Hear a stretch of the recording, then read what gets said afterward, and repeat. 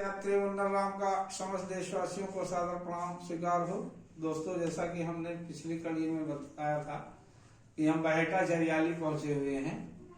गुवाहाटी से 40 किलोमीटर दिसपुर में रुके थे और वहां से हम 40 किलोमीटर बहेटा चरियाली दोस्तों पहुंचे हैं।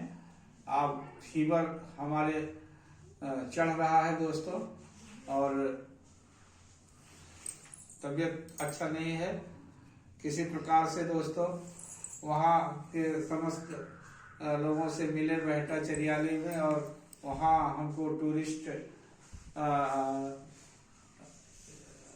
ये बस टूरिस्ट बुकिंग सेंटर है, वहाँ से वो लोगों ने हम लोग को सलाह दिया कि आप लोग यहाँ से बस से चले जाएं, आप लोग की तबीयत भी खराब है, फिर उसी रास्ते से आप लोग को जाना है। तो दोस्तों, हम लोगों को उन्होंने टिकट दिया और जहाँ 440 का एक टिकट था, उन्होंने हम लोग को 300 रुपये में सिलीगुड़ी के लिए टिकट दिया दोस्तों।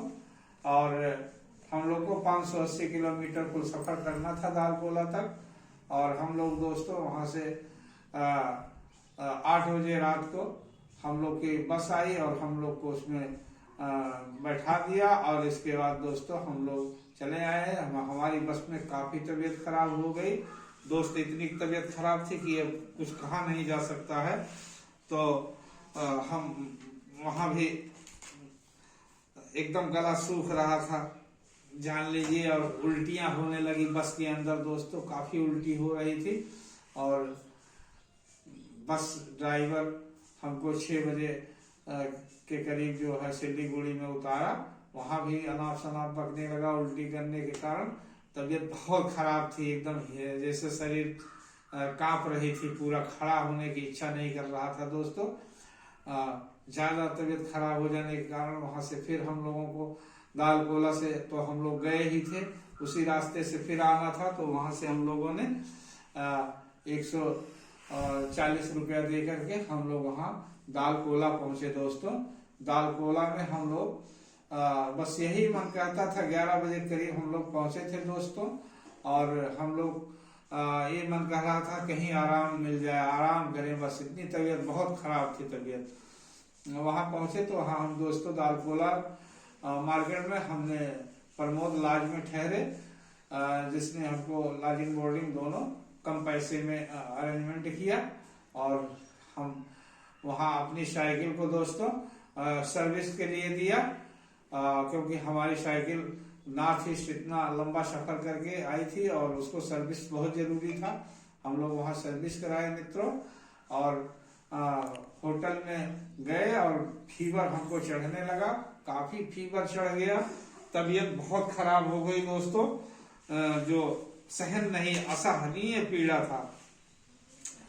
और सर दर्द से सर फटा जा रहा था, बिल्कुल समझ में नहीं आ रहा था क्या करें, आंखों में से पानी गिर रहा था दोस्तों। मन यही कह रहा था कि अब मौत आ जाएगी। मेरे मन में बार बार आता था कि बुखार अब जान ले लेगी, इतना तेज फीवर था, यही लगता था कि अब जान ले लेगी और हमारी मृत्यु हो जाएगी। तो हमारे दोस्त विशाल सिंह अकेले पड़ जाएंगे और वो क्या करेंगे, यही सब दिमाग में घूम रहा था।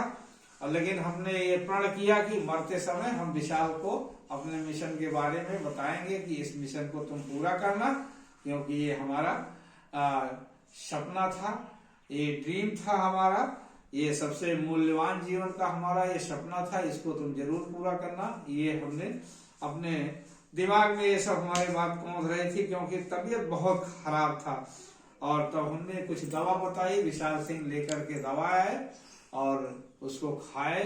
और वो होटल मालिक भी, वो भी परेशान हो गया। हम लोग के पास पैसे एकदम शेष हो चुके थे दोस्तों, पैसे बहुत कम हो चुके थे, नाम मात्र के थे। और हम लोग वहां से दालकोला से 2 तारीख में वहां से हम लोग रायगंज के लिए निकला। कलकत्ता का रास्ता है जो NH 34 है दोस्तों, उस रास्ते पे हम लोग जा रहा है कि आगे चलते हैं।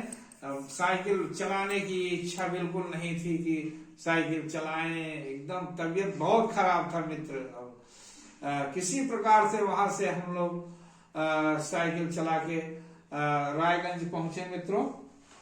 और वहां हम बहुत उम्मीद से पहुंचे कि वहां का ऑफिसर हम लोग की मदद करेगा और हम ठीक हो जाएंगे। इस उम्मीद से हम लोग आगे बढ़े। एक कदम हिम्मत नहीं थी साइकिल चलाने की। और हम रायगंज तपते बुखार में पुलिस स्टेशन में पहुंचे मित्रों। वहां का पुलिस हमें 3.5 घंटे इंतजार करने के बाद एक पुलिस के द्वारा वो म्यूनिसिपैलिटी के रेस्ट हाउस पे भेजा और वहां हम लोग को रहने के लिए दोस्तों एक डॉर्मेट्री दिया गया और हम लोग के पास कुछ नहीं था। तो वहां हम लोगों ने अपनी समस्या बताया तो उसने कहा ये मैनेजर साहब से आप बताइएगा तो आपकी कुछ मदद करेंगे मैनेजर साहब। मैनेजर साहब को हम लोगों ने बताया। उसने कहा कि यहाँ जो है आप इंचार्ज के कहने से आए हैं, उसके कहने से हम नहीं रुकने देगा आप लोगों को। और हम लोगों ने उससे भोजन के लिए आग्रह किया तो उसने कहा हम भोजन नहीं खिला पाएंगे, बंगाल कंगाल है। उसने कहा यहाँ मर जाओगे, कोई नहीं पूछने वाला है। तो उसकी बात को हम लोग को तनिक सा वो भी नहीं फर्क पड़ा कि ये क्या कह रहा। हमने कहा मर जाएंगे। उसको जवाब दिया कि हमने कहा अगर इस यात्रा के दौरान हम मर जाएंगे तो बंगाल का नाम भी रोशन हो जाएगा, सद्भावना के साथ जुड़ जाएगा। ऐसा करके हम लोग बिना खाना खाए भूखे उस डॉर्मेट्री में हम लोगों ने रात बिताया म्यूनिसिपैलिटी में। और आगे हम फिर मिलते हैं दोस्तों। हमारे चैनल को लाइक एवं सब्सक्राइब करें मित्र और बेल आइकन घंटी बजाना ना भूलें मित्रों।